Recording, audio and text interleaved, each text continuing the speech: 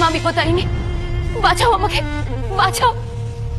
রানী, রাজমাতা বললেন তুমি প্রসাদের থালায় মাংস লুকিয়ে রেখেছো। তুমি তো জানো এর শাস্তি মৃত্যু, সব ধরনের আমিষ দেবীর বারণ। তো কেন তুমি করলে এই অন্যায়? না মহারাজ, এ কাজ আমি কখনো করতে পারি না।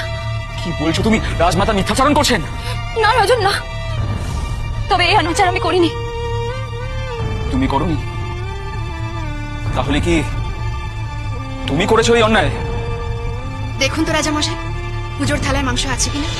সত্যি আছে? নিশ্চয়ই আছে।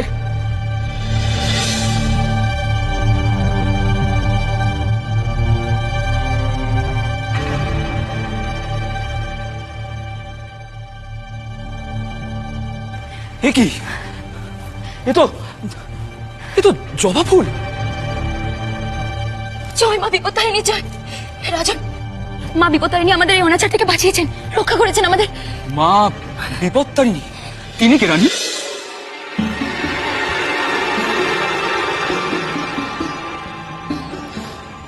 দেবী, ক্ষমা করুন দেবী, আমি আপনাকে চিনতে পারিনি। মা, মা গো, তুমি আমার বিপত্তারিণী। এই অধম তোমাকে চিনতে পারিনি মা, ক্ষমা করো, ক্ষমা করো আমায়। আমি বিপত্তারিণী, রক্ষা করাই আমার কাজ। আজ থেকে আমার পূজার প্রচলন করবে তোমরা।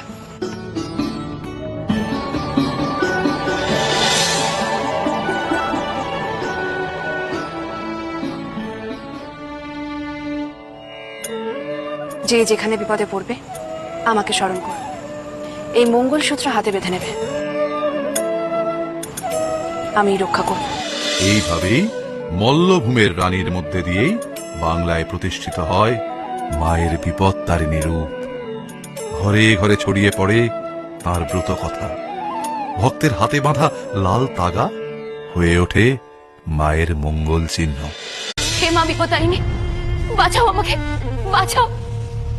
রানী, রাজমাতা বললেন তুমি প্রসাদের থালায় মাংস লুকিয়ে রেখেছো। তুমি তো জানো এর শাস্তি মৃত্যু, সব ধরনের আমিষ দেবীর বারণ। তো কেন তুমি করলে এই অন্যায়? না মহারাজ, এ কাজ আমি কখনো করতে পারি না। কি বলছো তুমি? রাজমাতা মিথ্যাচারণ করছেন। না রাজন, না। তবে এই অনাচার আমি করিনি। তুমি করোনি? তাহলে কি তুমি করেছো এই অন্যায়? দেখুন তো রাজামশাই, পুজোর থালায় মাংস আছে কিনা। সত্যি আছে? নিশ্চয়ই আছে।